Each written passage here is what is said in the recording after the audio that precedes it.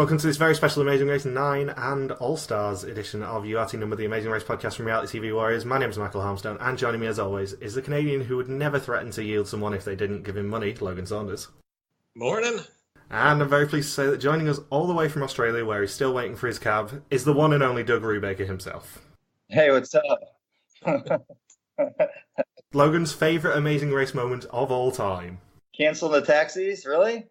I would say more the alias of Doug Roobaker itself. Yeah, you know what's funny is actually those names that we used, they were given to us as our aliases by production.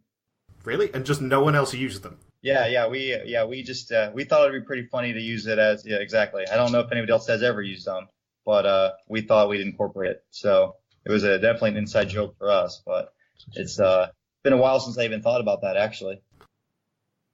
But it's been a while since I even thought about that, actually. Yeah, we have a tendency to bring up random clips from the past. No, which is good. So if it takes me a minute to remember things, it has been quite a while. So my memories may be foggy, but I'll definitely try and get them back as soon as I can. Yeah, if I recall correctly, it's been 11 years since your stint on All Stars.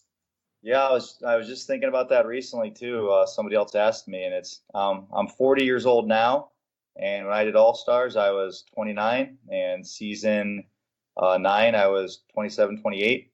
So yeah, it's been quite a while. So you're almost at like the Terry and Ian territory for age then. I mean, I guess, but I don't know. I realize how old they are now, and I don't feel that old. So I'm not really sure if I qualify yet, but I guess numbers-wise, I'm pretty close. But as far as everything else goes, I don't really feel that way. Not yet, anyways. Are you still close with a lot of your cast members from your 2 seasons? I speak to some of them on a occasional basis. When I first got off the show, a lot of us spoke quite frequently. And just as the years have gone on, everybody has lives, and you don't speak to them as often. I recently saw Wanda from season 9. She moved down to Palm Beach, which is near where I live, in the last year, and so I saw her a couple weeks ago. And I see Jeremy obviously on a pretty regular basis. We still live by each other, and maybe Joseph from season 9 about a year ago. I saw him in Miami, and most other people I haven't really spoken to too much, to be honest with you. Did you and Wanda happen to go for a swim by any chance? We did not. We were at the beach, but she stayed in the out of the water on the sand. And I don't know if she's improved at all over the years, but yeah, remembering her in that pool is pretty hilarious. Yeah, not much. Surprised you'd want to be in Florida of all places. Yeah, well, I think she just wanted to get out of Atlanta, so change of scenery. But I don't know that she's going to be doing too much diving or anything else in the water. But you never know. Maybe she's improved. Maybe she's taking classes. I don't know. So, how were you originally cast on your first season? First season, Jeremy and I were cast. We just sent a video in. Like the old way people used to do it. I was watching the show one night and I thought, hey, this show looks pretty interesting. And I talked to Jeremy and we decided to make a video. And we put together a video and it was pretty terrible. So we scrapped that one. We redid it and sent in our second one. And we went through the casting process like most people did early on. So you got in on your first attempt? Yeah, our first attempt. We got really lucky. It's kind of weird because, having it happen on the first try, I didn't really think about, all the people that applied tons of times. When we sent it in, we just kind of thought, oh, this is fun. We'll see what happens. And then once the process started, we kind of had a feeling that we were going to be chosen, I guess, from the initial casting process down in Miami. And then we went to LA and we just always had a pretty good feeling about it. And it turned out to, be true. Yeah, just connecting with the right people within the casting process. I mean, it's really, you just get kind of a feeling from the interviews and talking to people, and you can see. I mean, all the interviews are with people from CBS. I mean, it started out with casting with, Lynn Spillman and, her associates in the early stages. And then when you actually go to LA, you have the meetings with CBS, bigwigs, and just show people. And you just get you can read the people, how they react to you, and, how the interviews go. And we just always had a good feeling. Every time we left an interview, we had a pretty good feeling that they liked us. And I mean, obviously you don't know what they're looking for, but, as far as our personalities, they seemed to enjoy them, and it just went pretty smoothly for us, we thought. And the second time, I know, for All Stars was a bit trickier to get cast on it. Can you take us through what happened there? Yeah. So for All Stars, at that point, after season 9, I had dated Danielle for a little while, and we had been approached by Lynn, and asked if we wanted to go on Amazing Race All Stars. It was about a year later. The casting process started, or maybe even the show taping was about a year later. And so she asked us if we wanted to go on the show together as a couple. And at that point, we were actually pretty much on the rocks in our relationship. But I mean, I kind of convinced Danielle. I felt it was a good opportunity to go back and try again, to win. I originally had asked if I could do it with Jeremy again when Lynn called, but they were looking for something a little different. And since we were still pretty fresh in the minds of viewers, as we had just met on the previous, 2 seasons, that was the option they were looking for. So it just kind of worked out. We didn't really have to do too much. We didn't have to go through the casting process again. They just asked us if we wanted to go on. We said yes, and we were on. At what point did you realize that they were still marketing you as a dating team? Oh, I knew it. I knew instantly, actually, because before we even went, the same conversation I had with Lynn, I was before she spoke to us, I was living in New York for a part of the summer with Danielle, and we had already, I had already moved back to Florida. It was only going to be, a short-term thing anyways in New York, but I went up there for about a month, and then things didn't work out with our relationship, so I came back to Florida, and Lynn said, "Oh, are you with Danielle now?" And I was like, "Oh, no, she's I'm in Florida right now." She's like, "Oh, really? I thought you were still in New York. You guys are still dating, right?" And the way she put the question was, "You're still dating, right?" I was like, "Oh yeah, absolutely. We're still dating." So I was like, "Let me I had to come down for, just some work stuff or whatever." So I called Danielle and talked to her and told her that if Lynn asked, we're still dating. And we went that road. So when we actually went on the show, I think it's pretty obvious that we weren't very affectionate. And it was kind of awkward most of the time, just, the relationship we'd had and the relationship we were in at that point. But we got through it as best we could. And it worked out, obviously, for the best with the win. Yeah, it kind of didn't work out too badly for you guys. No, it definitely worked out okay. It was a good circumstance that, we had actually dated, and that it worked out so we could be on the show again as a team. So, no regrets with how it, panned out in the end. Yeah, $1 million is kind of a good trade-off in that scenario. Yeah, exactly. I mean, we still had fun together. It was awkward at times, but the end result is well worth a month of any discomfort for, a good start like that. And you still got to tell Jeremy at the end. Yeah, we got to tell Jeremy. I don't know, Jeremy. It's actually pretty funny because I was talking about that with him and some other guys the other day. Just that final call to him, he looked terrible.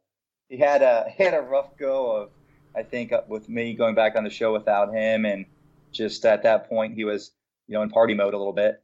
So it was pretty obvious in the phone call and the live recording of him. But it's pretty great. So you mean to tell me that Party Boy Jeremy had been partying? Party Boy Jeremy had been partying a little more. I think his diet consisted of 7-Eleven food for about 3 months straight when he was drunk. So that's not too good on the old physique. So it was probably a good idea that he wasn't the one that won All Stars and won all that money, is what you're saying at that point. That would have been good. I think if we would have done it together and we would have won, it would have been kind of fitting too. I felt, at the time, and a lot of time has passed, so I've definitely thought about it, as time's gone on. And I felt like, Jeremy definitely deserved a chance to go on again. We were so close the first time. We really just missed by minutes. We were in a good race the first time. We had a lot of fun. And with Danielle and I, we did it basically because we met on the show. And that's how things went. We didn't have as smooth of a race, but we got through it. We got lucky with a couple different things and, obviously winning in the end. But Jeremy and I easily, I still feel like we should have won our first season. We just had a couple little bumps in the last final challenge that, messed us up. And it's one of those things that you regret because you can't go back, but you're always going to remember it. And it's for him and myself, I think it's a little bit of a rough spot. I mean, you say you did well the first time. You're still the best performing team of all time in the US. Yeah, I know that still. Yeah, that's great. And third worldwide. Oh, really? Well, maybe we should get some of those other worldwide teams and compete against them and see how we do. Like I said, we're older now, so you never know. Never know. These things still happen. Yep, for sure. You never know. You never know what they do. They always got some kind of gimmick. And I mean, it's certainly still not out of the question for them to call you anymore, given that, there's a team who were on before you who's coming back next season. Yeah, no, we actually got a call for next season as well. Jeremy and I did. Seriously? Yeah, we got a call about 3 months ago. We got a call from casting asking if we'd have any interest in going on again. And we talked to our wives, and we both got the clearance. And we told them we could do it. I talked to my work, got approval, and it was gonna happen quick. If it was gonna happen, it was gonna happen within a month. And we told them that we were available if they wanted us, and it just didn't happen. So whatever reasons they went with, whoever they decided to go with, that's their choice, obviously. But we were approached, and we were a little bit excited for a few minutes because it's definitely something to be excited about. But in the end, it didn't happen. So no hard feelings. Do you still watch race, or? I actually do watch it. I know Jeremy doesn't, but I still watch it. I've watched all the seasons. I enjoy it. I mean, I watched the show before I went on it, so nothing's changed for me. If anything, it's a little bit more nostalgic now to watch and see, the teams and what they do, and I enjoy it still. I do. Yeah, because I mean, I don't think it's any surprise for anyone who may be listening to know that Colin and Christy are back for next season, which is amazing. Yeah, for sure, definitely. I mean, I remember them from early on. Before I went on the show, I watched all the backtrack of seasons, and they were definitely fiery and entertaining to watch. And the original bickering couple, as far as I can remember, maybe there's somebody before them, but they were the most memorable for sure. So it'll be fun to watch for sure. It's a missed opportunity to not have you guys and Colin and Christy and Art and JJ, who are still top 34th, I think it is, looking at my screen. They're still 34th worldwide. Like, having teams who really, really dominated their season coming back. Yeah, no, it would. I think it would have been great to see, to see us back on there. Obviously I'm biased, but I think, I think who beat us out. I believe Leo and Jamal are on there again, if I'm mistaken. So I think that they were probably the male team that beat us out, and they obviously are a little bit more current. So they're both. I've met them. They're nice guys. So no hard feelings there. I just think they can only take so many of different groups to make it work for what they want. So we are maybe a little bit out of the general knowledge of most Amazing Race fans, but it still would be. I think that if we got on there, we've matured a little bit, not too much, but we'd probably still say some dumb stuff. But I'd like to think that I would, maybe be presented a little differently this time, I hope. But you never know. It would be even funnier if we ended up getting BJ and Tyler back as well. Oh yeah, for sure. It'd be fun to see. I mean, I haven't seen those guys in a while. I used to see BJ quite a bit. I think he's he's out in California living that life still, and Tyler as well. So I think Tyler's been married since.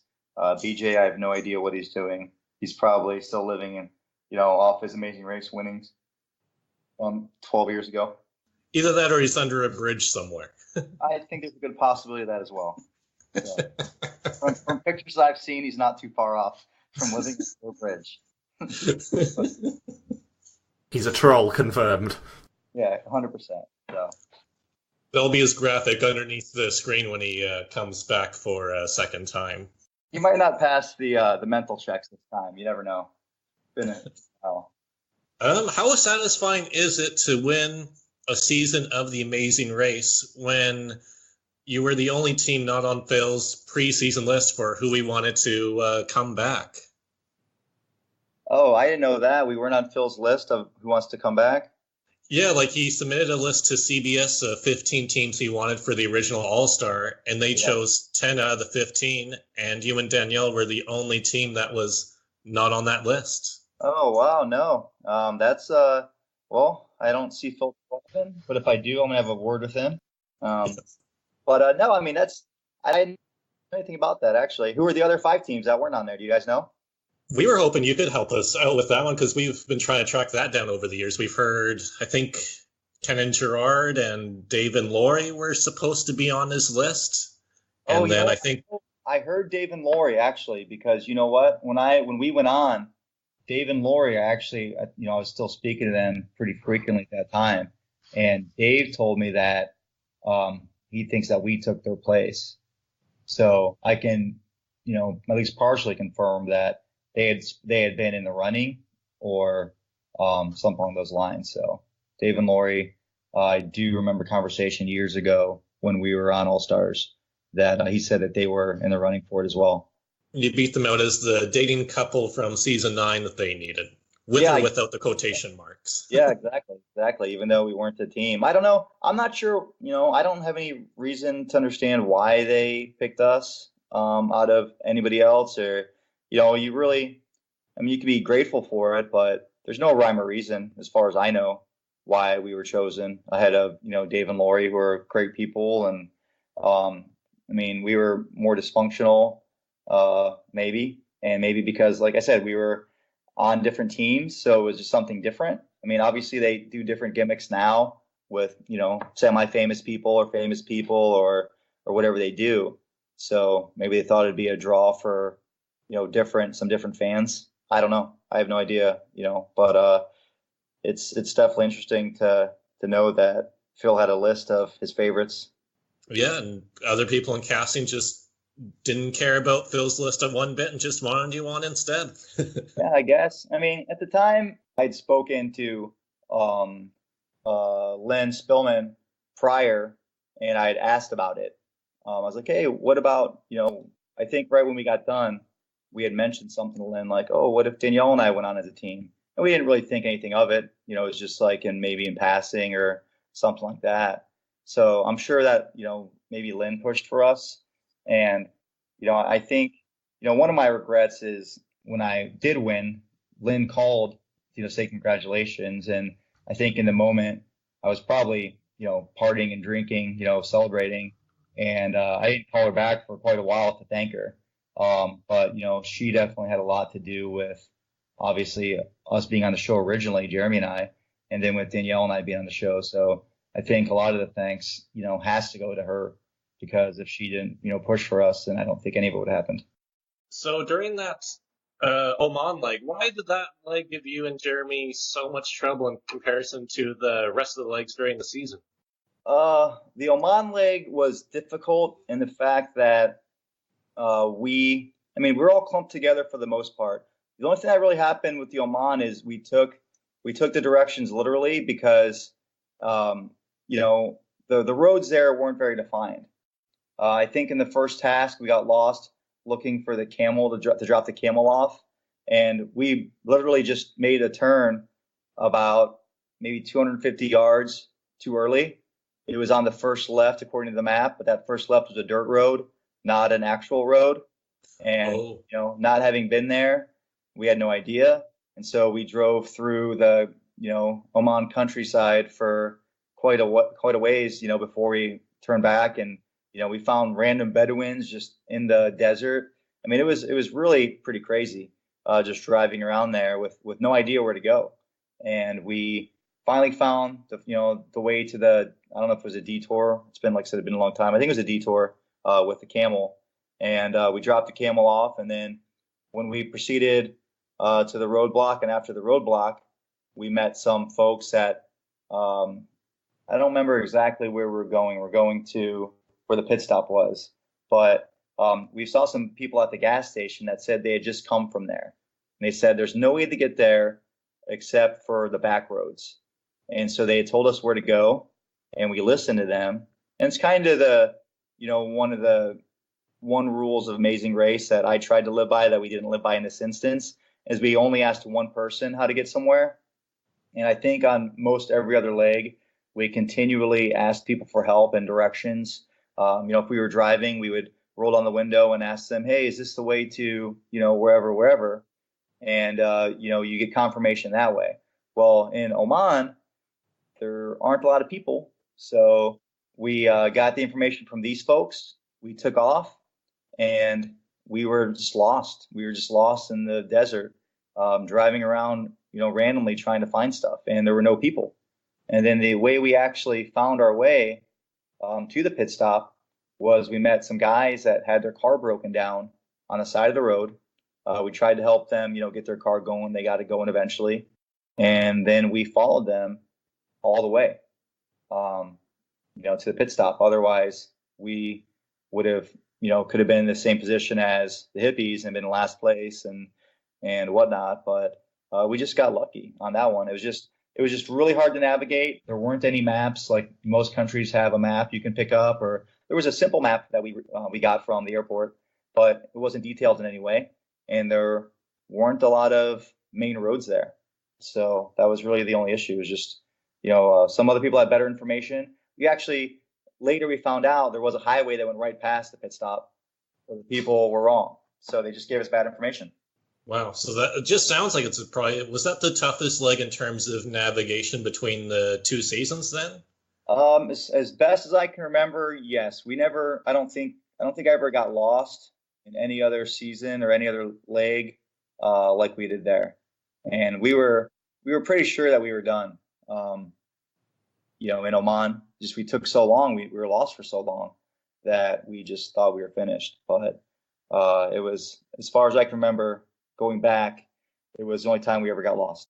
Yeah, I think when they went to Oman again, was it season 17? I think the production said that was pretty much their longest single day of filming on record, where teams got so lost that it ended up lasting from start to finish.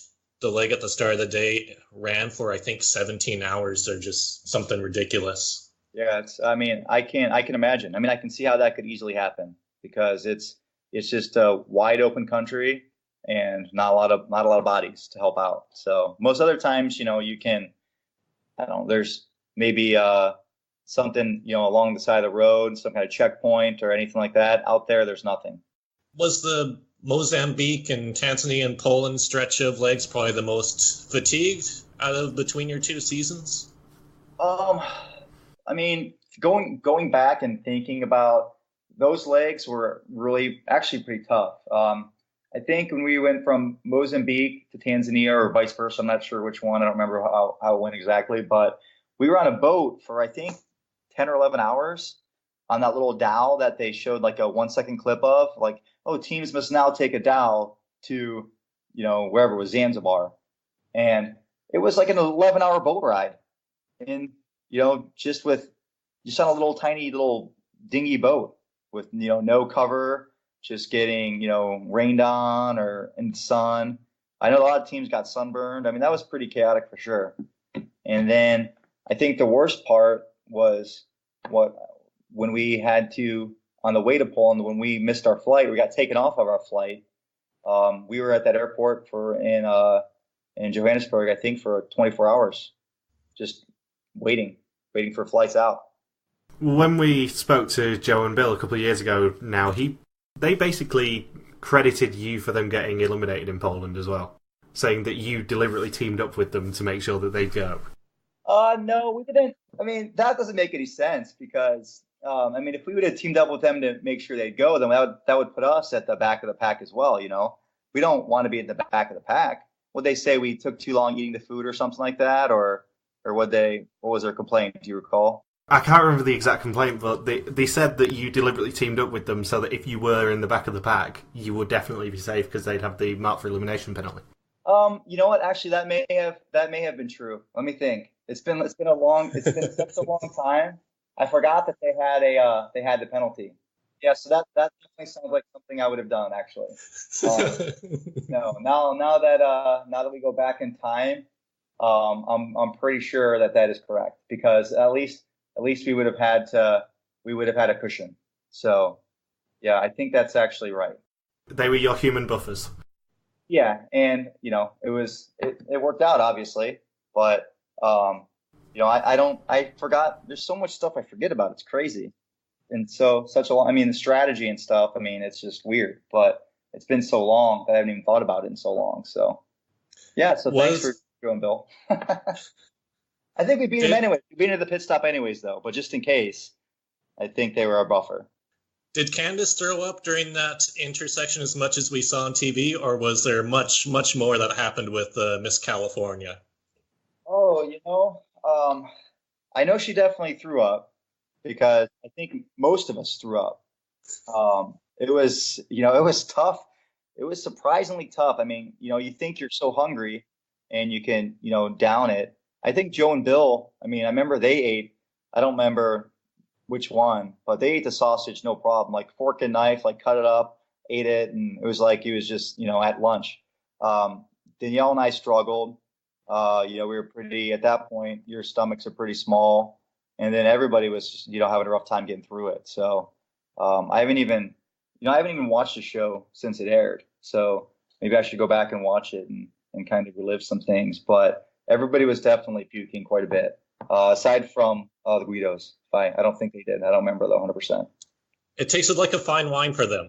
Yeah, exactly. They were just there being fancy. So I think hands down, Miss California, everyone, is one of our most quoted things from any season whatsoever. It just is so funny, that task. Oh, thank you. It was, it's just one of those. Sometimes you just have a good something flow out of your mouth. It wasn't like it was planned or anything like that. It's just, just in light of the situation. But I'm glad it went over because I said plenty of dumb stuff, so it's good to be remembered for something that was at least comical. It's impeccable comic timing. That's all it is. It's just the beat of silence and then Miss California, everyone. It's wonderful. No, it was actually great. The crew was all laughing too, so it was it lightened up the mood for sure. Do you still, speaking of Dustin and Candice, do you still view them as dirty pirate hookers for yielding you throughout the season? No, it's funny. I had a pretty good rapport with them. With all the teams, really. I think Joe and Bill, we kind of had some drama, but I feel like they kind of blew things out of proportion a little bit. They were kind of whiners back then. The thing that off subject for a second, the thing that's different about the two seasons is that when you're on the first season, everybody's in it together, and it's your first time. And you're all excited about it, and you really bond. And when we did the All-Stars, I'm not sure if this is true for other All-Stars teams that have gone back and done it again. It's different because it's more competitive. It's more of a job. You know what to expect. You don't really bond with the teams as much. Everybody's kind of doing their own thing. We definitely make some friendships, but it's more cutthroat, and you don't allow yourself to get as close to people. But that being said, with Dustin and Candice, there's hard feelings when you're on the show because it's very personal when you're in that moment because they're going after you and trying to ruin your time trying to kick you out. So when it happens, you really can't believe it. Like, I didn't think they were going to yield us. And, I think I misquoted Will Ferrell a little bit, but, it was just one of those things where I was just like, I can't believe they yielded us. And I was just so surprised by it because, just so smiley and happy and never any idea that they would even do that. And then it happened. And we were just like, are you kidding me? And it gave us some motivation. But I think we had just done, I don't remember if that was before or after our task. But, we just had taken some time doing something or, in the race, any slowdown in the race that isn't caused by your own errors is quite infuriating. Did you ever have any desire to yield another team during the season or thought about, or during your two seasons, The idea of yielding somebody else? We never really, I think maybe we discussed that we could yield somebody if we had to, but I think the first season of the yield, we convinced BJ and Tyler, because I think the first season Jeremy and I thought we would be yielded for sure. We're like, if we don't get there first, we're going to get yielded. And so we actually convinced, I think BJ and Tyler that Mojo wanted to yield them, and convinced Mojo that the hippies wanted to yield them, so that if either of them beat us there, they would yield the other team. And that actually worked out too. So, we never really thought about it. I think we did. I remember in the season with All Stars, the leg before, I think we were in Macau when we got yielded by Danny and Oswald. That one actually hurt because the night before at the hotel or the pit stop, we were hanging out. It was Danny and Oswald, Danielle and I, and Charlotte and Myrna. And we were just hung out in our room. We were having a great time just talking, for hours, just getting to know each other. And we all agreed that at that point, Dustin and Candice were kind of standoffish.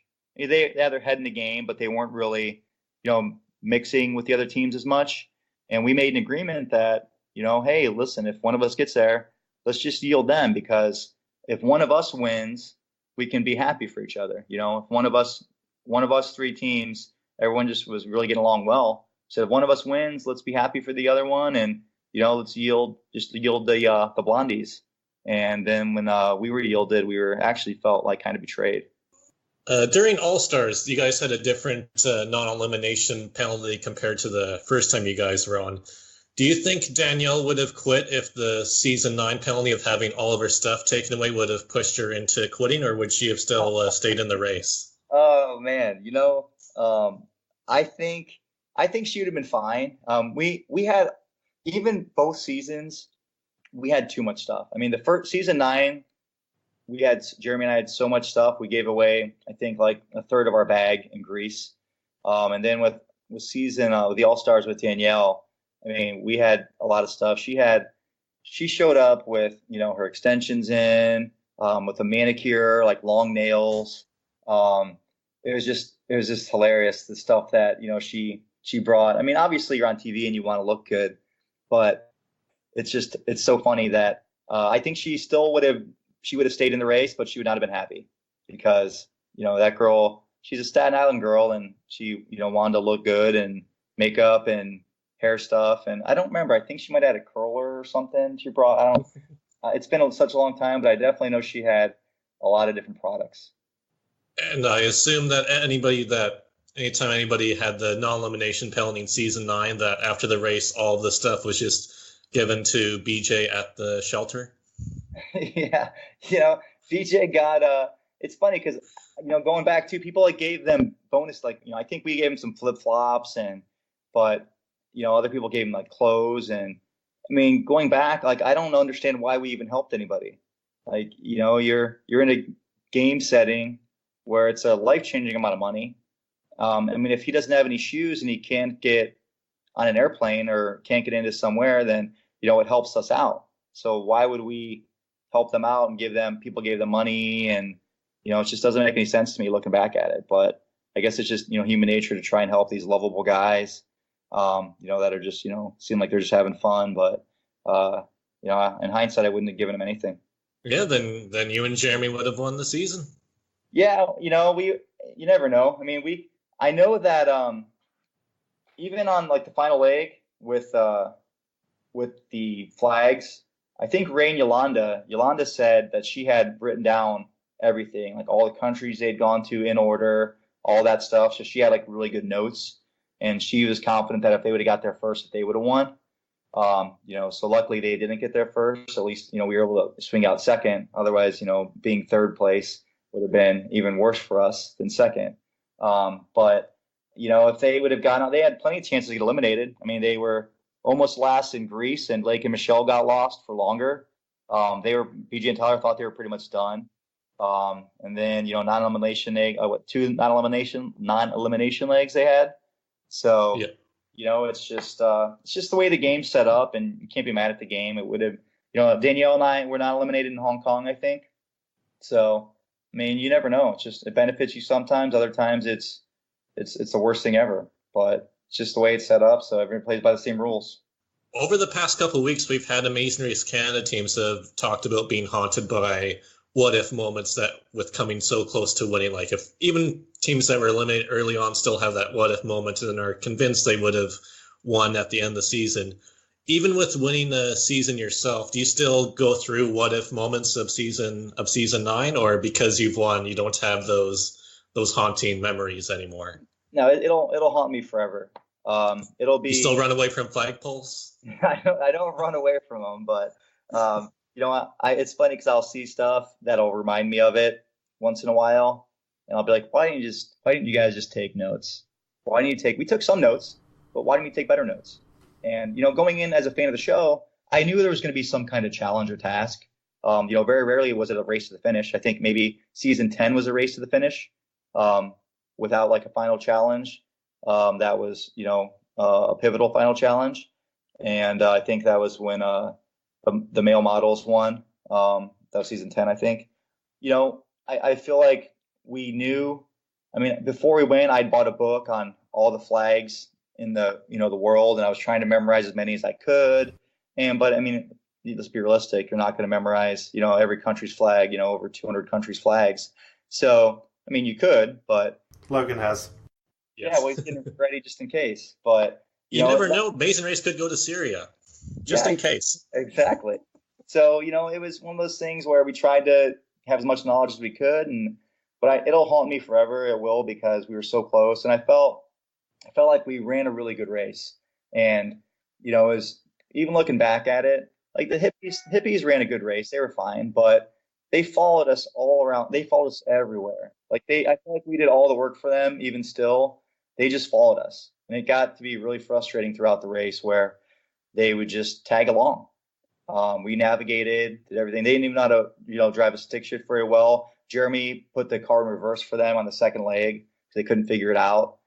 Stuff like that. Like if we wouldn't have helped them out there, they could have been lost, you know. And it's just looking back at it, we were probably too nice at the time. We were having a little too much fun and not being as serious as we should have been for what was at stake. Do you think you still would have got invited back for All Stars if you'd won? I don't know. I mean, that would be, you know, a question for somebody at CBS. But I mean, because it would have been a different team. It would have been, you know, Danielle and I. Even if I'd won, I mean, they invited back Uchenna and Joyce, and they'd won. So maybe they still would have, or maybe it would have been Dave and Lori. I don't know. I think I wouldn't have really cared if I would have won the first season. I don't think I would have been as, you know, like I want to go on and get redemption as I was. But at the end, it all worked out, you know, I guess, in a sense that I was able to go on and win. But I really wish I would have, you know, Jeremy and I would have won, because it would have been a different experience. He doesn't love the experience on the race. I enjoyed it. I loved it. It was my idea to go on. So for me, it was a little something different, and I think it was for him. During your guys' season together, who got more phone numbers while racing around, you or Jeremy? Oh, you know, the only we got the only ones we cared about, really, honestly. When you're racing around, you don't have time to, you know, you're not going out anywhere, you're not doing anything else. So it wasn't even an option. But back then, you know, when we were younger, I don't know, we were both rather out there when it came to meeting girls and stuff. So now that we're older and we're both married now, so things have changed a bit. But back then, you know, we never had any issues. I mean, we went to college together too, so I always did better than him in college with girls. So did better than him in college, and then with girls, and then with the Amazing Race. Jeremy just can't catch a break, it seems. Yeah, he can't. He's got more hair than me, so that's good. Oh yeah, that's the from personal experience, that's the most important quality to have. Yeah, it can be. It can be sometimes, but it can be. Yes. Who was the team that you feared the most between your two seasons? I mean, I think if I think back, okay, season 9 when we started out, I mean, the only people that we really were, I guess, even worried about, we weren't worried about the hippies really, because they were just, goofy, like, stereotypical, just like nerdy guys. But, we knew they were smart and went to good schools and stuff like that. But physically, we knew that we were, in better shape. I think maybe Ray and Yolanda, because they were in good shape. And, as much of the race is, chance and luck and skill and everything else, a lot of it is just, moving and hustling. And Ray and Yolanda also didn't really communicate with the other teams very much. They were very much to themselves. They were very focused. Yolanda especially, Ray not as much.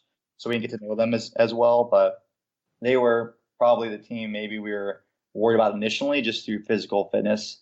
And then on the All-Stars, I really don't know if I went in, and maybe Danielle did, I don't know, worried about anybody. I think everybody was like, oh, Boston, Rob, and Amber, because maybe that's the hype that you heard about stuff, where everyone's like, oh, they're such great racers, they're, whatever, but beyond Survivor and things. And we weren't really afraid of anybody, though. I mean, I think at that point, I was there and I was focused, and I knew that if I ran a good race, then, we could win it.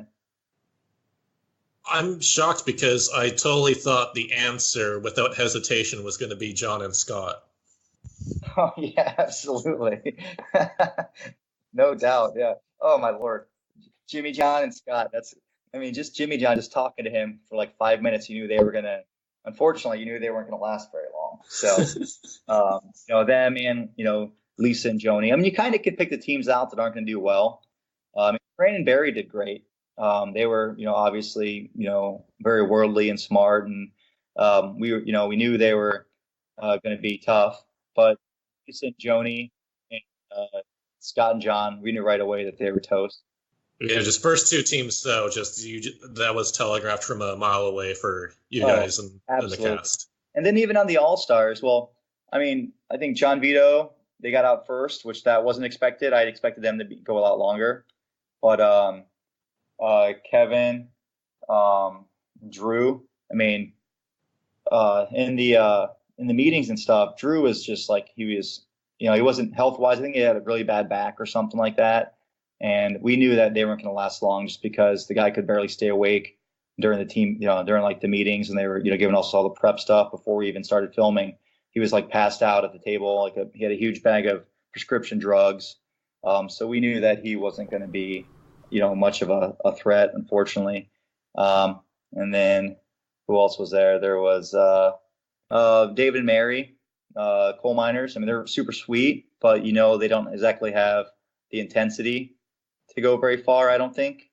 So you can kind of pick out, who's going to most likely go by the wayside pretty early. Right. So who resented each other more during the race? Mojo with BJ and Tyler, or Dustin and Candice with Charla and Myrna? Because you guys got to be stuck in the middle of both of those heated rivalries on both seasons. Yeah, it was pretty. I think they're pretty equal. I mean, BJ and Tyler and Mojo. I think that we had a lot to do with that. Unfortunately, just kind of pushing them at each other to make it so that we were safe from certain things. But they were, during the race. The race is one thing, and afterlife is different. But I think that Charla and Myrna really couldn't stand the beauty queens for some reason, and the beauty queens also because Charla and Myrna used to cut every line and go and sneak up like to the front of the at the airport and say, oh, please help us, my cousin. They'd use the cards that they had. And I know that Dustin and Candice, they wanted to just punch them for those kind of things. But it was, I would say, the girls, because I think in general, if girls don't like each other, they can be way worse than guys that don't like each other. So I think that there's more hatred for the girls.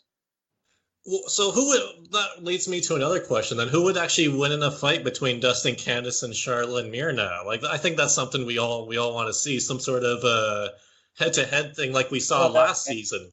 Charla and Myrna are tough. They really are. They did awesome. They were great. I mean, they were funny as hell. And the stuff that they were able to do, it was definitely impressive. So I don't know. I mean, they both got second and third. So and either of them could have won. So if it wasn't us, it was one of those two. So I don't know. I think the head to head, it's does Charlotte have her Heelys on, or is she just going straight tennis shoes, or I don't know. Level 5. Yeah, it'd be interesting to see too. And I assume you probably didn't think that a challenge that was based on how well you know your partner was ultimately going to be the difference between you winning the season versus the other two teams who had really close relationships and All-Stars. Yeah, no, I mean, going into that final challenge, I mean, you never know what the final challenge is going to be anyways. So you always expect something that's going to be, somewhat, combination of physical and memory and whatnot. I think that what actually worked for Danielle and I, because we were, no longer romantically involved, that we talked a lot, and we talked about different teams, and and it actually worked out in the end that we just we talked a lot and communicated, and we knew pretty much what each other thought. And I think she got on the third try the combination, but it could have went any way. I think that was like, who do you trust the least was the last combination code or something like that.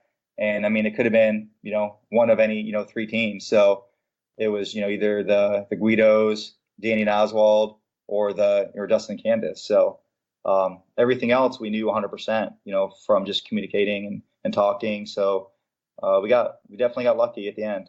Yeah, it's interesting too, because other international versions have done this exact same challenge, and typically the all-female teams brag about doing really well because they say that they might be, quote-unquote, more gossipy than some of the other teams in the cast. So you're stuck in the finale with two all-female teams, yet that's the challenge that you guys are able to do well at and ultimately win the game. Oh, for sure. And I think, and it goes to say that, personal dynamics, you never know. I mean, Dustin and Candice, I know they were friends, but I'm not sure, how close they were. Charlotte and Myrna were cousins, but they would also bicker a lot, family fights. So you never know. I mean, Danielle and I, we didn't really fight on the race or anything like that. We did fight, don't get me wrong, when we were racing, but that's, in the competition. And when we were at a pit stop or, in downtime, we were no stress, we just talked and had fun. We didn't have any issues. So it was just, race stress brings out different things at people. And when we were racing, it was definitely a little tougher.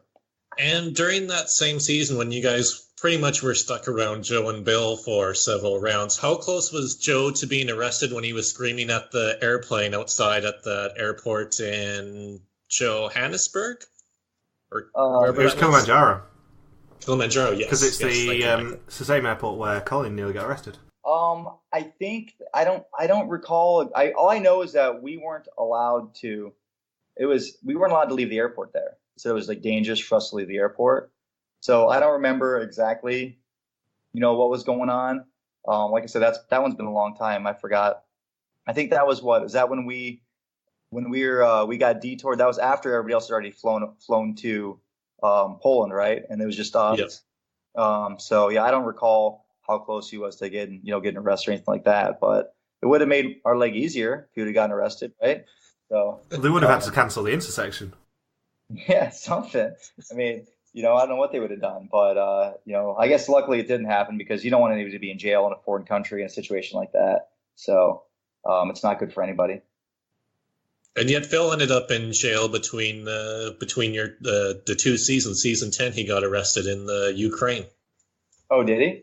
Yeah, the production had to, or somebody from the consulate had to get him out so he could still do the pit stop and the rest of the leg. Oh, what did he get arrested for? He had the wrong visa papers, and the ambassador, who thankfully was a fan of Amazing Race, heard about his plight and went down to vouch for him. That's amazing. Yeah, I mean, I can't imagine what they deal with, I mean, the production team. And I mean, just to even make the show work is just, it's crazy the amount of work that goes into it. But yeah, I didn't know Phil was arrested. That's that would definitely put things on hold. That was the reason why they had the double-length leg in season 10, is because there was no chance that Phil was going to be there for the pit stop. That's hilarious. That's great. No, I know that at all. Did anyone between your two seasons get in trouble with the law at all, or close to being in trouble? I know the only thing I can recall happening was one of the reasons we probably got lost in Oman too, was when we on the Oman leg, when we approached after the detour, we approached the gas station where the couple gave us the bad directions.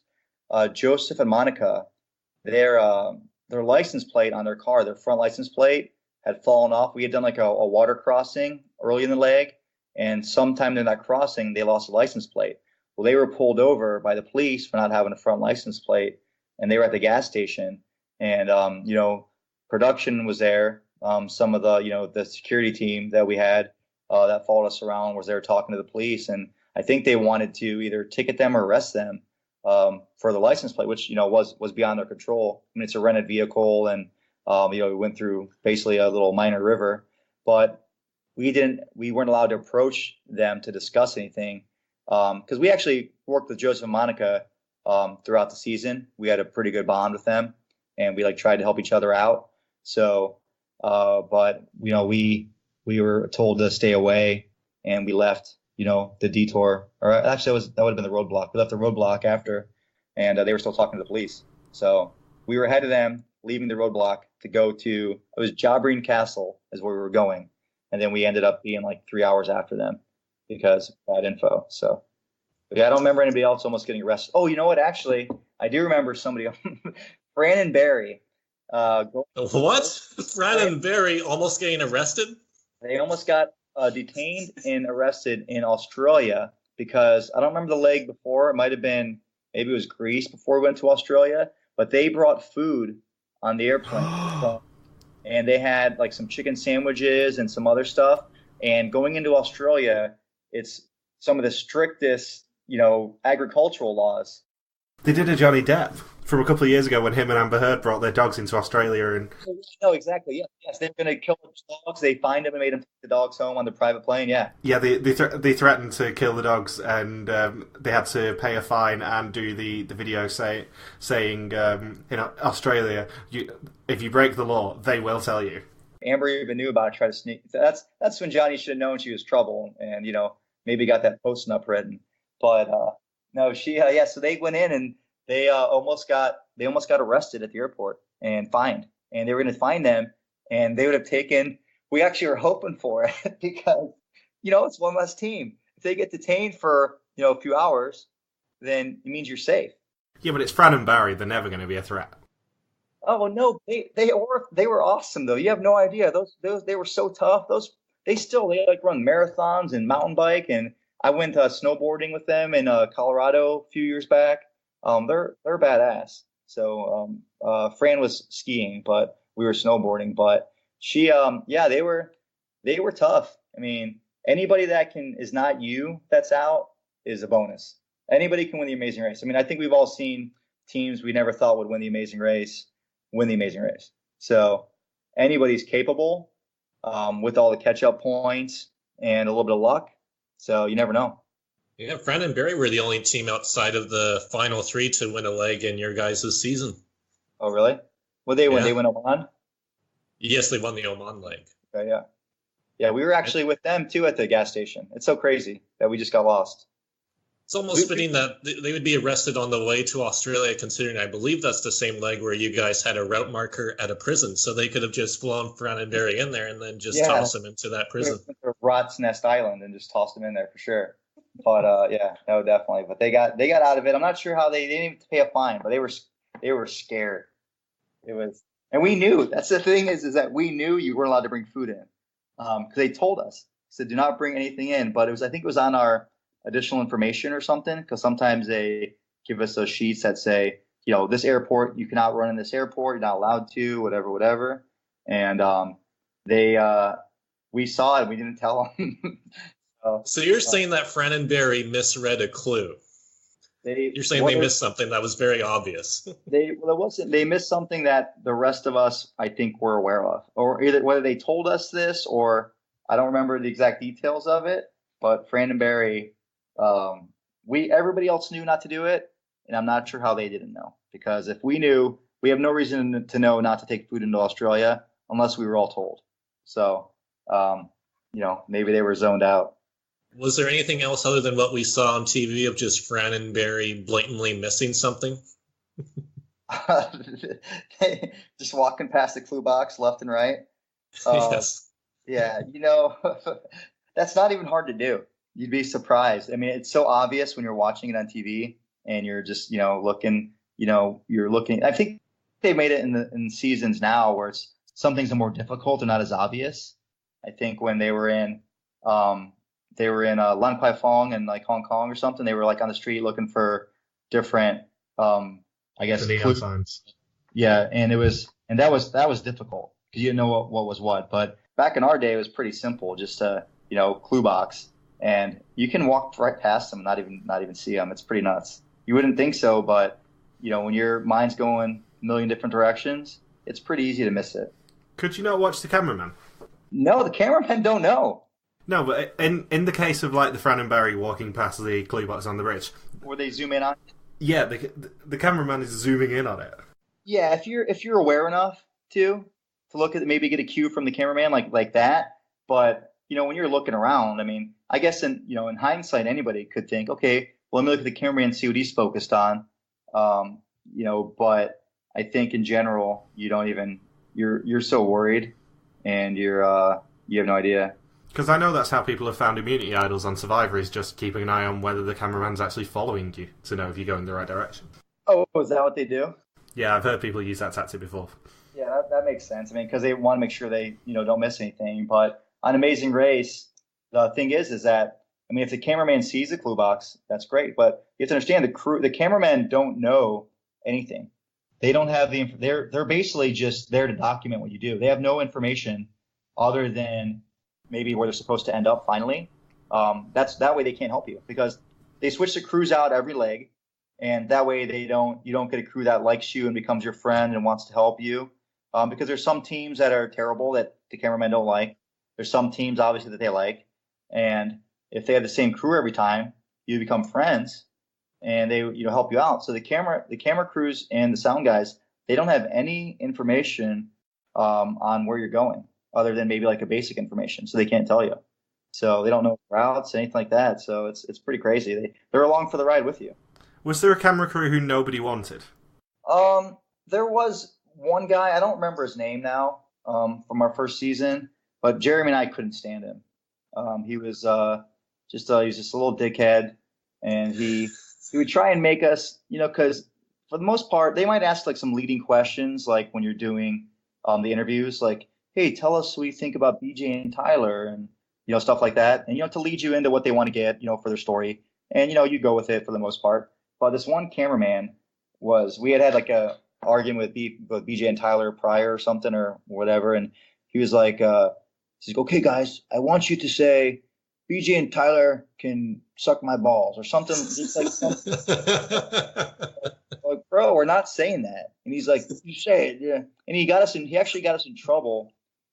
He complained to Bertram that we were being, not cooperative. And we told him, like, listen, he's telling us to say stuff. We're not going to say stuff that we wouldn't say. I don't think that's what your show is feeding somebody lines. And he just wanted to get some kind of shot. And he was just a jerk, and we didn't like him. And we were with him a couple times, but after we got in trouble, and he's like, Bertram's like, just do what they say and respect them. But he didn't tell us to say the lines. He just said, I don't want any problems out of you guys with this guy. So we just basically ignored him the rest of the time. But he was the only one guy I didn't like out of everything I've done. And I don't know about other teams, but I couldn't stand it. So he wasn't in the All-Star crew at all? I don't remember, honestly. I really don't. I remember some of the guys, but I don't remember all of them. I met a lot of really great guys from the camera crews. I mean, I still communicate with some of them through Facebook and whatever. And I have one guy, Tom Cunningham, who was our initial filmer when we did our pre-shot introduction shots. And he's been a friend for a long time, and I don't see him too often, but when we do, he's just a cool guy. So you meet a lot of those guys, and a lot of them are great. And then you like anything else, like anything in life, you'll have a couple douchebags.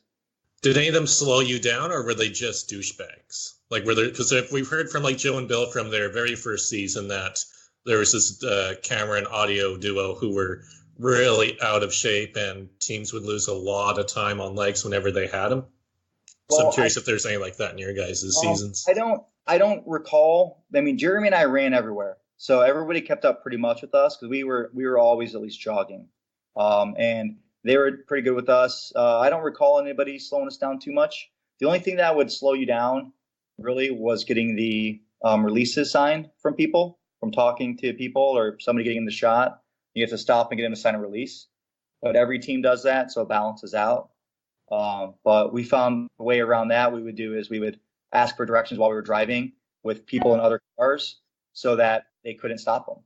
And so they couldn't use the shot. They actually used to get mad at us, the camera guys. Some guys would get mad at us because we would get directions like to a place, and they were like, "Oh, they'd have to make us, okay, guys. So how do you know where you're going now? We have to like do like okay, hey, we just, we figured out we're going to go in the wrong direction. We asked this guy driving by and whatever, because otherwise there's no way in the story to say how we got turned around, if we're going the wrong way. So something along those lines. But that's one of the tricks we learned, and they didn't all love it, but it made things faster for us. And I don't recall. I think as the seasons went on too. I mean, Joe and Bill with the earlier season, I don't think maybe they knew what to expect. The cruise. So by the time we got there, I mean, these guys most of them were seasoned pros with Amazing Race already. Most of them were all returning crews, at least one of the guys. So they all moved pretty well. And how fun was it to kick down those doors in Hong Kong? Oh, the Hong Kong doors was actually fun. We had a lot of stress going right about then. So we kicked them. I mean, I was kicking them right off the hinges, and they were going flying. So, but it was fun. I mean, it was at that point we just wanted to finish the leg because we knew we were, essentially in last. But we also knew it was a non-elimination leg, or we thought it was. I mean, they can always change it, but the way the math works, you can kind of figure it out, as you're racing. So we knew. I think you can tell when we got to the pit stop or to the mat, we weren't, overly anxious. So. How often were you guys able to figure it out if it was a non-elimination leg or not? Because with the earlier seasons, you guys actually by season 9, I guess they switched up a bit, but were you guys still able to figure it out? Like, oh, they're not going to eliminate somebody this leg? Yeah, as it went on, we kind of figured it out. I mean, we didn't know if they would switch anything up, but the only time we didn't really know for sure, I think that we were kind of confused was I thought when Chen and Joyce got eliminated, I think we were in Malaysia. They got eliminated, and I thought that was going to be a non-elimination leg, but I think Chen and Joyce were so far behind everybody else that because they tried to take a different flight and they missed their flight connection and whatever. I think they got in pretty late. So I think sometimes when it just comes down to, the keeping everybody together and make it interesting, I think they can move stuff around. But, you kind of thought you knew when they were, but you didn't always know for sure. Like, I think that BJ and Tyler, I think maybe I think they just kept them in the race because they liked them. I don't think that they necessarily, I don't think the legs are all preset 100%. I think they can save teams. I mean, I know they could if they wanted to, because what difference does it make if they, change the leg and, oh, this one's elimination, So I don't have anything to back that up, but just my personal thoughts. Yeah, like with Chen and Joyce, I guess they were so far behind that would kind of explain why there's the weird back-to-back non-elimination legs once you guys are down to only 4 teams. Yeah, exactly. I mean, it doesn't make sense to do that, right? Because mathematically it has to happen for the most part. And they stopped doing. I think they stopped doing final 3 non-eliminations after your guys' first season. I think season 9 was the last one to do a final 3 non-elimination leg. Yeah, I haven't really paid that close of attention, but yeah, that's your guys' job, right? Somewhat. I don't know how serious of a job it is. What's your favorite country that you visited on the race? I mean, I've had people ask me this in the past, and it's really tough because I don't really have a good answer. I mean, we got to go see all these different countries. I think at one point it's been a different country every time. I mean, Oman was beautiful. Everyone there was probably the nicest people I've ever met. Just trying to help us. And I mean, we had like our drivers that would drive us around were like, they were so proud, like, please let me take you to my home and please come and have dinner with my family and I. Like they literally invited us into their home for dinner after knowing us for 20 minutes. And that's just how, that country is. Like the guy, he was like so proud of his home. He's like, went out of the way. Here's my home right here on the left. You guys, you sure you can't come in? Like you can meet my wife. And he was serious. Like he really wanted us to. And we were like, no, I'm sorry, we can't. We're in a race. We have a time crunch. And he understood. But it was beautiful. I mean, going down to, Ushuaia, Argentina, down there, and just Patagonia was absolutely gorgeous. Everything. I mean, from Brazil to, Japan, Australia. I mean, how do you compare one to the next, really? They're just all so great. Were there any countries you were disappointed not to go to? No, I mean, I didn't really, going into the show, I didn't have anything that I really was like, I hope I go here to see this. The only place I didn't really want to go, which I know they've gone a bunch, is I didn't really care to go to India. Not that India is not beautiful in many places, but I don't want to be on one of those trains with a zillion people just crammed together. That just would give me anxiety. So I'm glad I didn't go there in my seasons, but nowhere that I really thought, I would, love to see. I mean, everything was just so exciting to know you're going to these places and to get to see them, and you just kind of take it all in, and that's really all you can do. Yeah, it'd be a bit of an odd scene to see a sequel to Tian and Jury and Kelly getting groped on the train in India, and have you and Jeremy get groped on a train in India. That'd be kind of odd television to watch play out. Yeah, I don't think we would get groped too much, but I don't think it goes both ways in India. But I definitely, it's pretty scary when you just, you see what can happen, the potential of things to happen. I don't know how. It's pretty amazing to me that the Amazing Race, that people haven't been, injured or kidnapped or, killed or anything. It's pretty crazy that to think that after so many seasons and so many countries and so many different everything, that everybody's made it out, fairly unscathed. Yeah, the worst incident we've really heard is in the Brazilian version of Amazing Race, a team got robbed at a traffic stop. They got robbed at gunpoint. Oh yeah, in Brazil? Yeah. That's not uncommon. So it's not, that happens. That happens all the time down there. So I think, where were we? I know on one season, I think our season 9, I think somebody held some of the film hostage. What? Like one of the airports. They took like the camera, like the tapes or something, and I think they had to pay to get them back. I think it was just a rumor maybe, but I think that's what happened on one of the lakes. One of the airports, foreign airports, confiscated some film and made them pay to get it back. So there's bootleg footage of season 9 circling somewhere in a foreign country.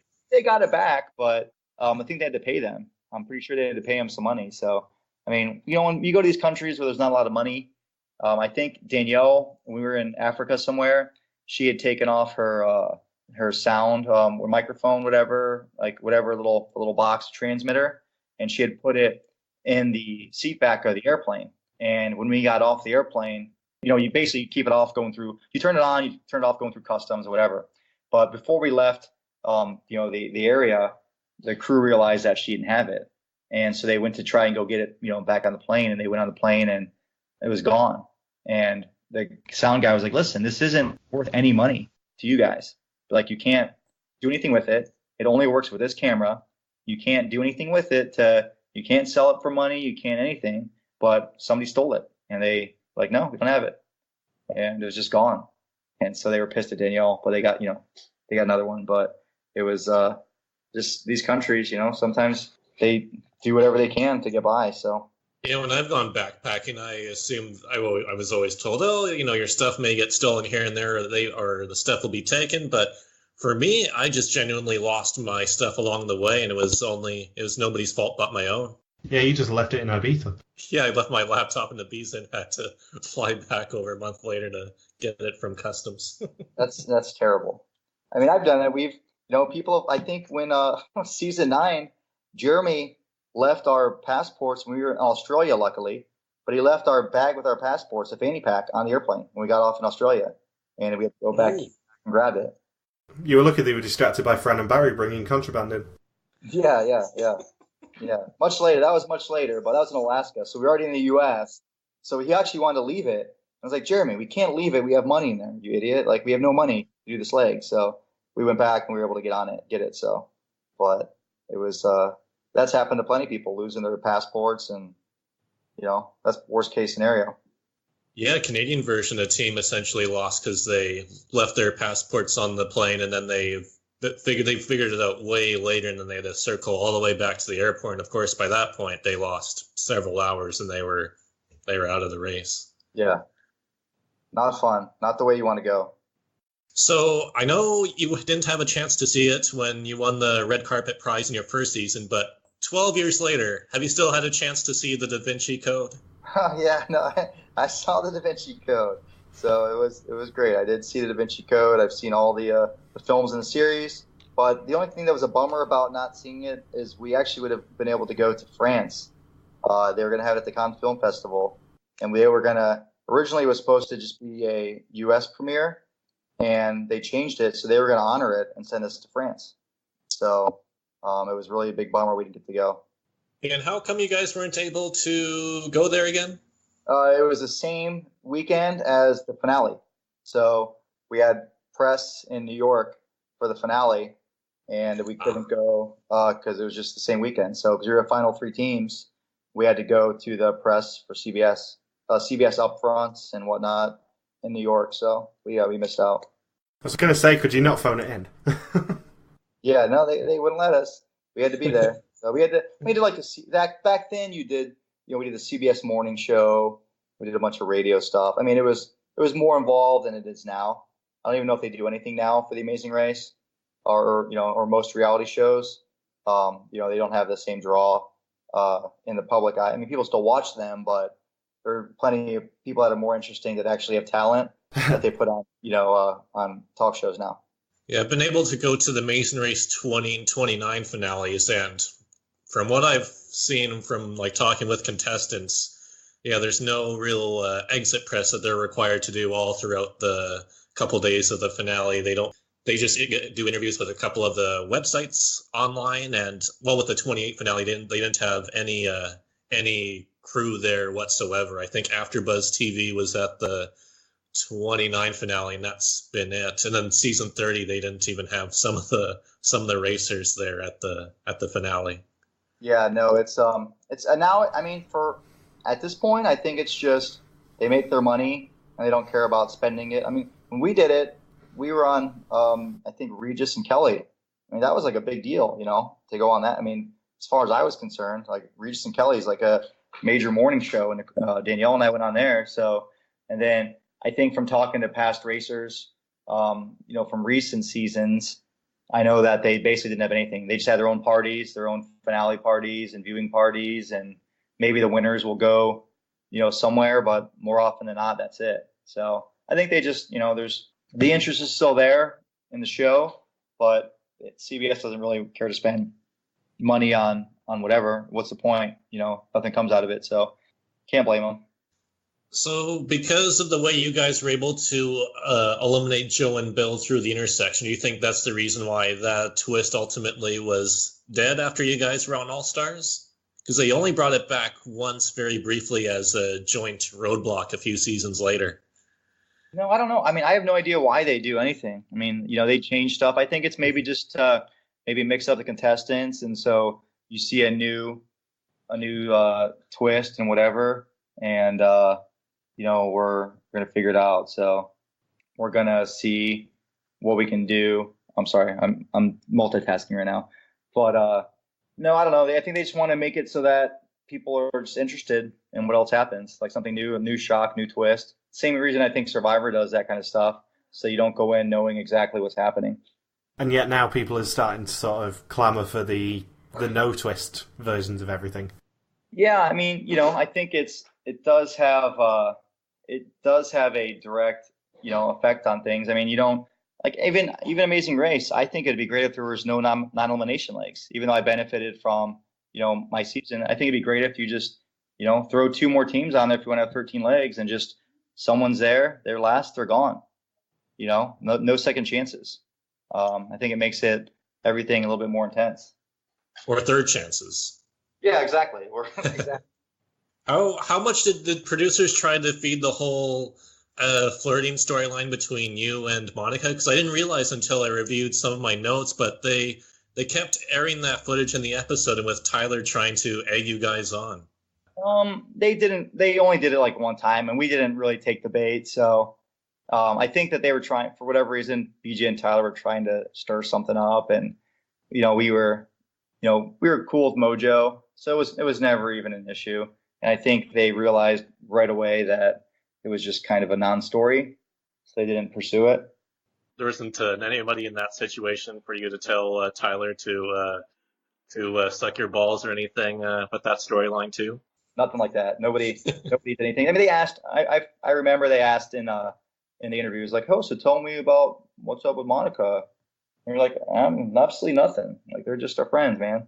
So we were pretty brutally honest, throughout our interviews. So they knew when we just said nothing, they didn't have anything to pursue, so they didn't.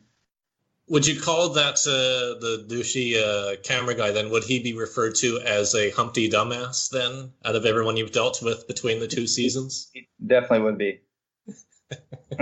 And which racer from any of the seasons, which racer would you like to be paired up with in an all-stranger season? All-stranger? Like I can't know them, or I've never met them? Or just very loosely know them from what you've seen in their season on TV, I guess. I mean, I never even thought about it.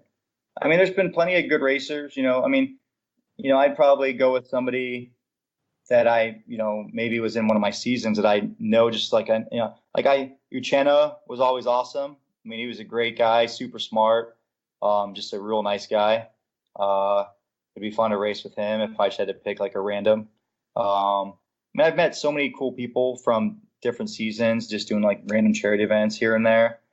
But I'd have to really, think in depth to try and figure it out. But Uchenna's, definitely top of the list either way. Did Uchenna and Joyce ever have any arguments in front of any of the teams? Because they kept saying that they always argued so much in their real life, but yet between the two seasons on their race, there wasn't any of that shown at all for the audience. I don't recall them, ever arguing. They seem to be, on the up and up and everything. I think they argued a little bit about the flight they missed. I think Uchenna was all about it, and Joyce was like, "No, maybe we shouldn't," if I recall. But said it's been a long time. I don't ever remember seeing them fight. I mean, you have to realize too, we're not with each other that much. You're mostly by yourselves, and you're just running around, and you see these people, for a few moments, at a challenge or whatever, and then you're maybe some downtime at the airports, but for the most part, you're with your partner the whole time, and that's really it. Yeah, and this is even before they started sequestering the teams from each other at the pit stop. So I can't even imagine what it's like now with the lack of communication between the teams. Yeah, that's weird that they do that, because we all hung out. We had a great time at the pit stop. I think it's also because they want to keep the competitiveness, which makes sense, because if you're friendly with somebody, you like them, and you got to know them, it changes the dynamic of the race for sure. So, I mean, I think even with the sequester before the race, you're not supposed to meet anybody until you actually see each other at the pit stop, or I'm sorry, the starting line. So there's a lot of different stuff that happens, but I assume that's why they wanted to keep it, so that anything that happens on screen, not behind closed doors. Right.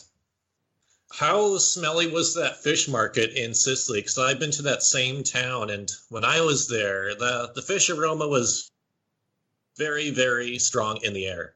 I think I don't remember it being terrible back then, but I don't remember who was complaining the most. Was it Monica? I think was crying because of the fish. She's carrying the huge swordfish in her arms.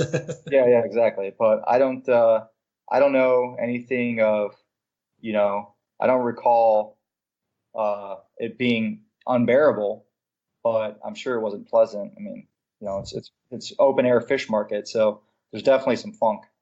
And do you and Jeremy still get together every once a month or so and do some gold leafing of various things around the house? Yeah, we do gold leafing.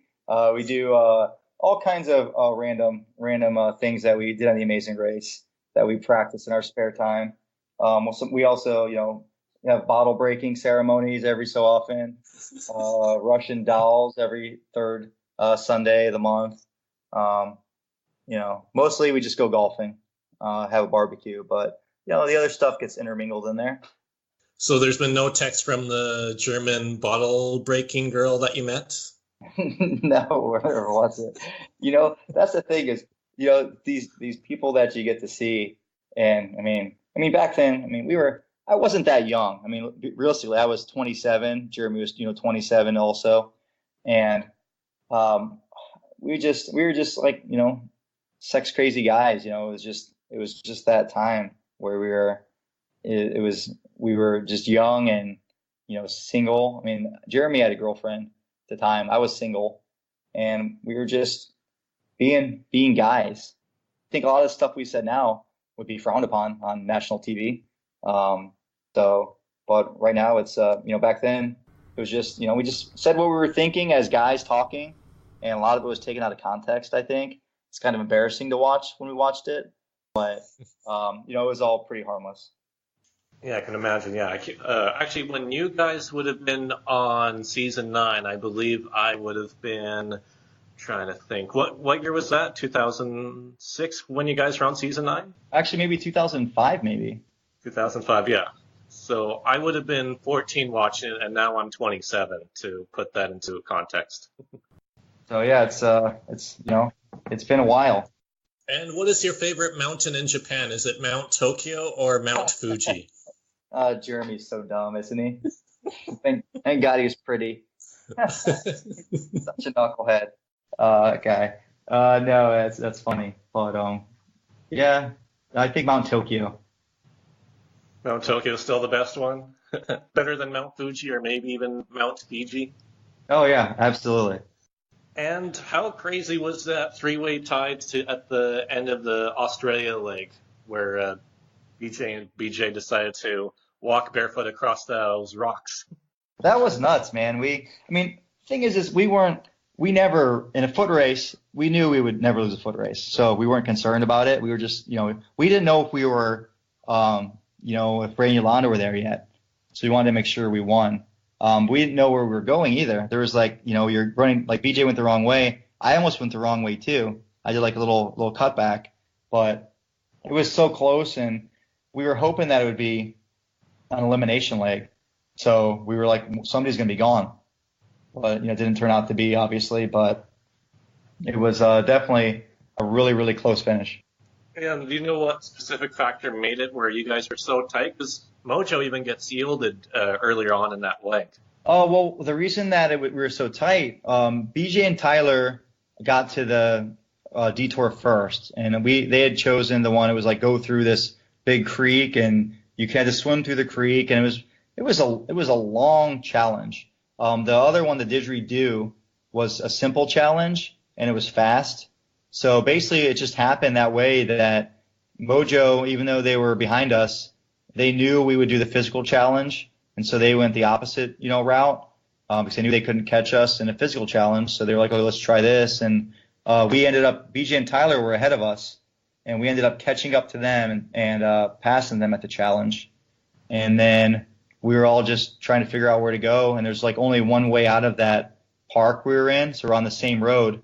And basically, as I think we were driving, and then, Mojo, I think, pulled up behind us, and we were just all three in a line. And it just happened that way. It was just incredibly random. BJ and Tyler, we were obviously going to be together, but Mojo just popped up out of nowhere.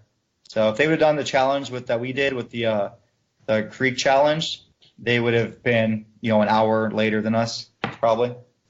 Wow. So those two detour options made that big of a difference in that leg. Yeah, and you don't usually see that, but it made a huge difference. And how disappointing is it that the non-elimination penalty wasn't to be whipped by that Australian cowboy guy at the pit stop? At least one of them, not both of them, but one of them, like whichever hippie was a stinkier hippie, but it would have been a toss-up. Probably BJ. I think BJ was a little stinkier than Tyler. A stinky, bearded, shoeless, washed hippie by the end of that pit stop. That would have been interesting to see on TV. Highest rated episode ever. Everyone loved it. Yeah, break out the tie-dye on that one. Yeah, for sure. What was the toughest task you ever had in the 2 seasons? Which one shouldn't have been tough, but I overthought it so much that I made it tough, was when we were, Danielle and I in All-Stars. It was one of the early tasks, and we were in that boardroom in South America, and we were just trying to put together this. It was like, it said, use the letters from these things. And like, I think Dustin was writing it down, like right in front of my face. I'm like, what are you writing? What are you writing? And I couldn't figure it out. And I'd like to think of myself as, fairly intelligent. Like I enjoy, puzzles and riddles and, things like that. And I usually figure them out. And I overthought it so much that I didn't see, what was right in front of my face. And it was back and forth for, I should have taken, a few minutes, and it took, I think I was there for, almost longer than most teams. And we got there first. Chen and Joyce and Danielle and I got there first. And then I think we were, some of the last to leave. So once you got Chuki Kamada, I'm guessing that you probably wanted to tell the boardroom people to suck your balls by the end of the task out of pure frustration. No, these guys, it's more, the thing is this, is you blame yourself. I mean, I can't blame somebody else. So it's more like you're an idiot. Like it was so simple and you're an idiot. The guy was like, he had drawn like a bunch of like a beach on his paper and he was pointing at it.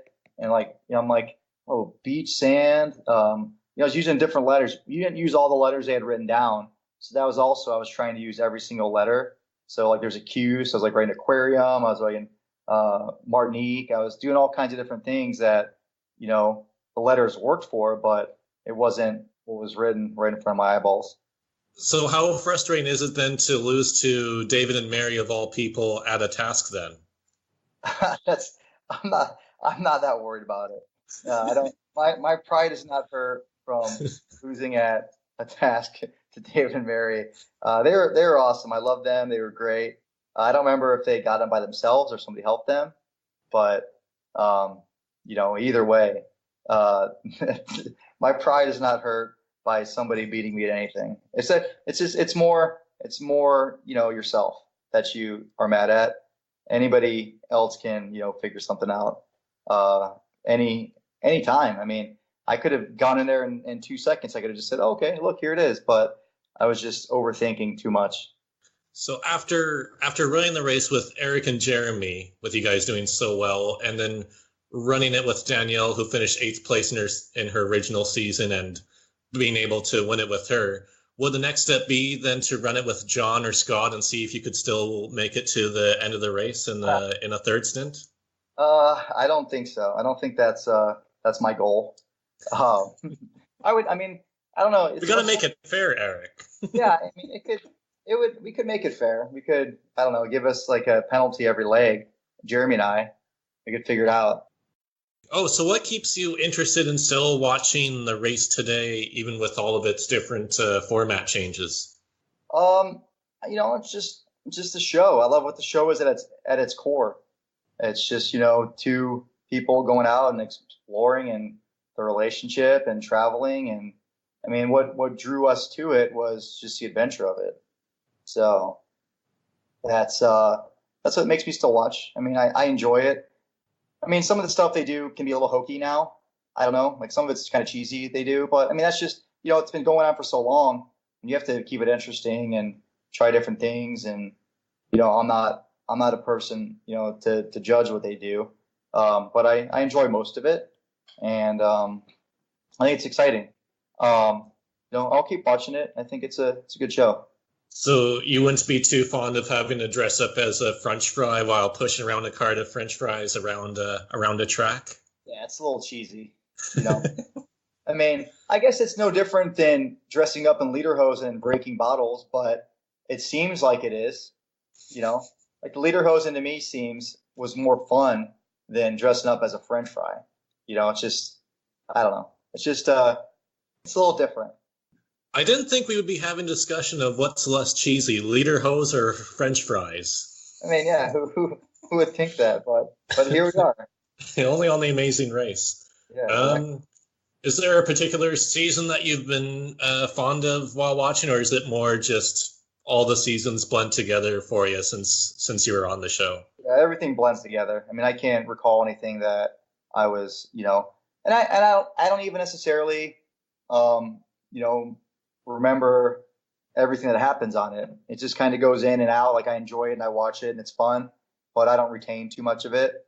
So, you know, there's some teams that obviously you root for more. You might feel like that you know, have more in common with, or that you want to see win.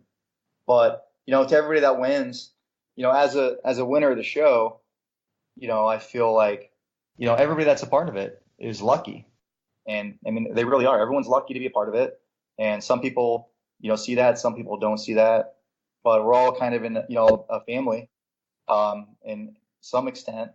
And it's, I'm happy to be a part of that. Speaking of luck, how much luck do you think is involved in being able to win a season of The Amazing Race? Is that the biggest quality, or not as much as people think? I think everybody has to get lucky once in a while, but I don't think it's a big factor. I think for me, what I've always thought is that you're not even competing against other people. You're competing against a race. And the less mistakes you make as a racer, you're in a better position to advance. I mean, there's going to be some times when human factor is going to be involved, whether it's a taxi or a flight or anything like that. I mean, that does happen, but it happens to everybody. I mean, some people will ruin the race because something goes wrong, and that's, I guess, bad luck. But you know, for the most part, I feel like you can limit the mistakes that are made, and you can make up sometimes. Sometimes it's rare that if your taxi driver stops and gets gas, that's alone is gonna cost you the Amazing Race. That's not the biggest factor most of the time. Yeah, it's not. I feel like it's the biggest thing is just, you know, is keep moving and not make as many mistakes. You limit your mistakes, then you have no reason to lose. Unless somebody gets lucky, I guess. You can say there's luck involved. There's always luck involved in something like that. The luck of the draw, the flights, whatever. Some things are out of your control, but most of the things that happen, you directly affect. Do you think you would do as well with how Amazing Race is today, with how linear it all is, and that there's not as much fight over what flight to be on, that everyone's most of the time now forced on the same plane, and not as much self-navigation? I think it'd be fine. I mean, it's still, at the end of the day, we'd still be running everywhere. I mean, you're still going to have a lead or some catch-up time. It's definitely taken away some of the chance of, people getting lost so drastically, which was kind of, I thought, part of the fun. Just they let people drive the wrong direction for 6-7 hours. I think that was, great thing, great part of it.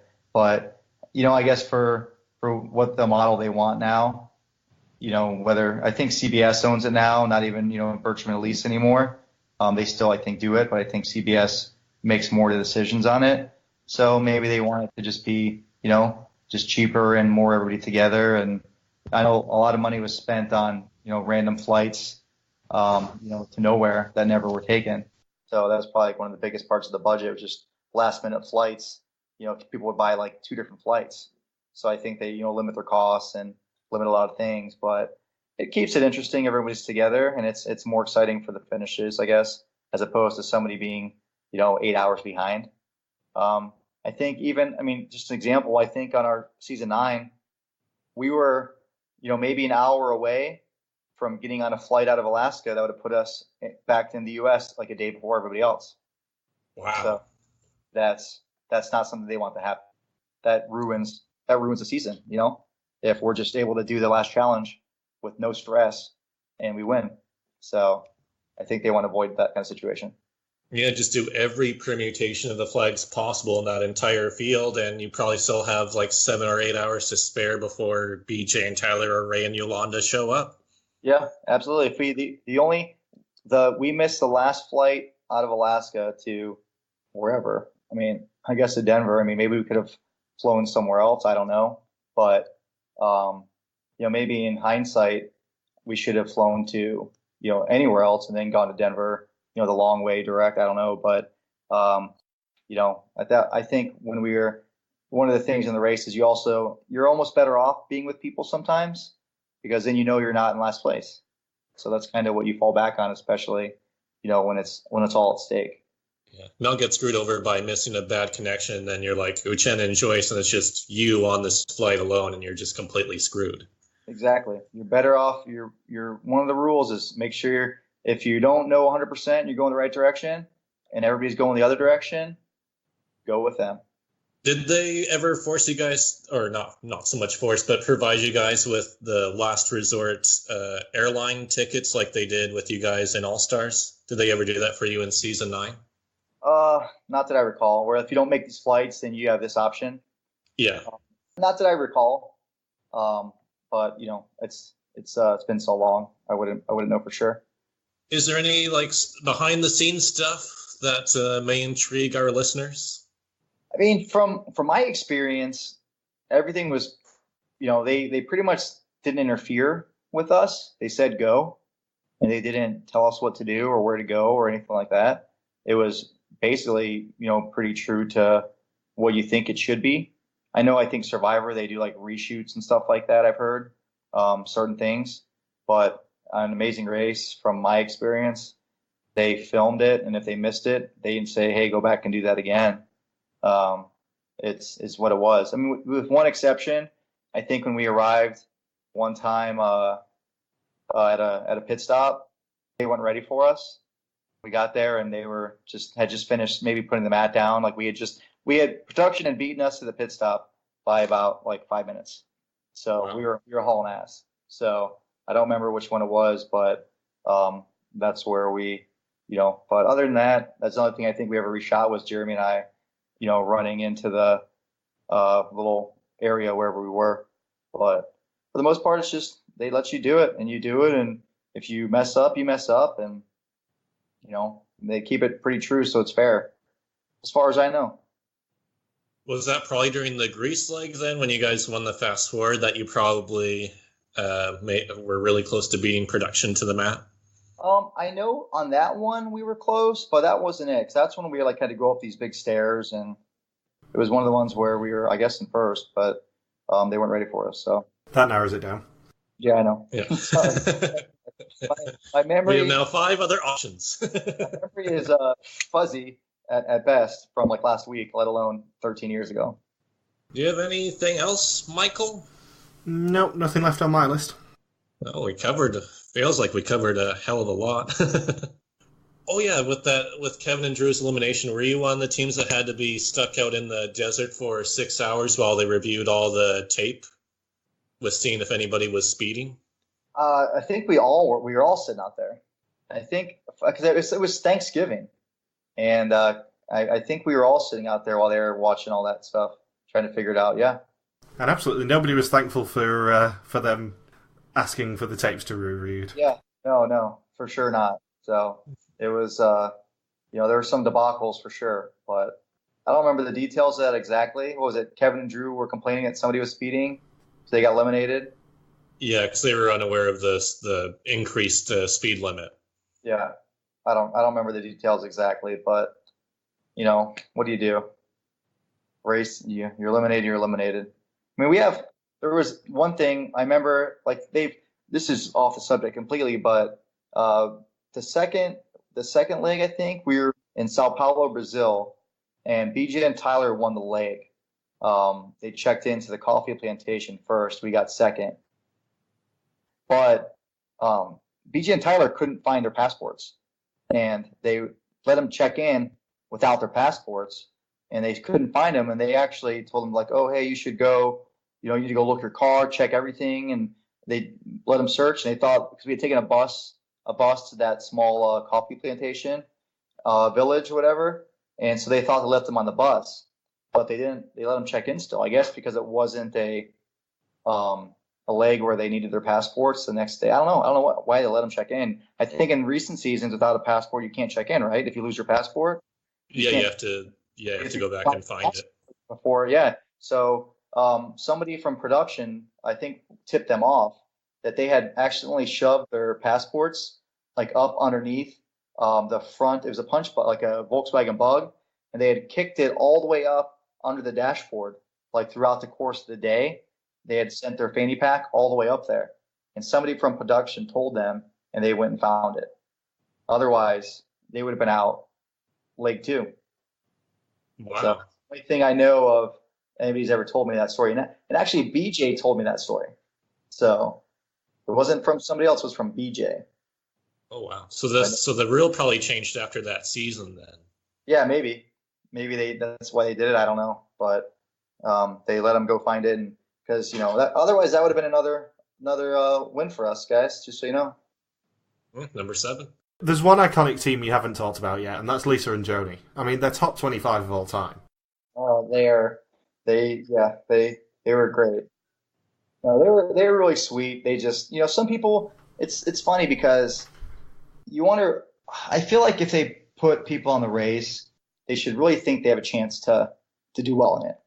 And I feel like some of the teams, they have good personalities, but if you're looking at a month-long race around the world, you can't really expect some of them to do well.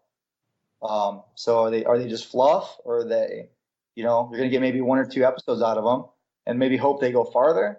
I just don't really understand some of it, but everybody gets cast for their own reasons and they're on their own merit. So, I mean, who am I to say otherwise, right? So you're saying you're anti-gutsy granny style of casting then? Yeah, I don't see a reason for it. I mean, unless you want to do like an all gutsy granny casting, like having Amazing Race oldsters, like, who limps to the end the fastest wins. I can be in like 10 more years, I can be on it. Terry and Ian would probably crush you all in that situation. Yeah, they're pretty good. So Terry and Ian, they're definitely good. And I guess the one last question we've got to ask is there anything that you want people to know about your Amazing Race experience generally? I mean, I guess the only thing I can really say is it's everything you think it would be. It's great. I feel lucky to have been a part of it. I feel lucky to have been a part of it twice. If I would have gotten to do it the third time with Jeremy, I would have felt immensely lucky. But it was a great experience, and I've made a ton of good friends out of it. I guess that's the biggest thing, is that I've met so many people, not just through my seasons, but through, different charity events throughout the years. I've met a ton of, racers, survivors, big brothers, other people that really do a lot of good. And we've had a lot of fun. So it was definitely a wonderful experience. And I mean, I guess, thanks to, Bertram and Elise and Lynn and, CBS in general for giving us the opportunity to do it. It was a life-changing experience, and I'm happy I got to do it. Would you ever do Survivor or Big Brother? No. I mean, I would never do Big Brother. It's just too long. I'd be bored to death. I can't sit around that long. Survivor, I like Survivor. I like the show Survivor. It would be hard for me to do Survivor just because at this point, the time commitment. It's a long show. I would like to do it as far as just the competitive side of me. I think I would, enjoy it. I like the challenges, and I think it'd be fun to do. But I mean, Amazing Race, I could commit to that. It's just with work and stuff, it would be, as an adult now, it would be tough to get away for so long. So, but, I could sneak out for, 25, 30 days for race, 40 plus days for Survivor, is pushing a little bit more. And who is your favorite member of NSYNC? This is a question we ask every interview. I don't even know who's in NSYNC. I never was a big boy band guy, so. I love how Logan usually asks a different question as the only one that I won't ask on the quickfire questions, but I love how he went for the NSYNC one instead. The other question that we've had that we've loosely retired was, "Are you pregnant?" But I have a feeling I'm pretty sure on what the answer to that question would be. Yeah, you're correct. I'm not. But yeah, my wife isn't either. So she's not pregnant either. So no kids yet. So that's the important answer for right now is what you're saying. Yeah. That's the no that counts. Yeah, exactly. Correct. Well, thank you for joining us. Yeah, no problem. Thanks, guys. Glad to be on, and good luck with the rest. So, thank you for listening to this Amazing Race podcast. You can join us next week for another interview. If you've got any questions, feel free to contact us on our Facebook page, Reality TV Warriors, on our Twitter account, TV Warriors, or on Twitter pages, MJ Harmstone for me, and Logs for Cracky for Logan. See you next week. Peace out, and just chill till the next interview.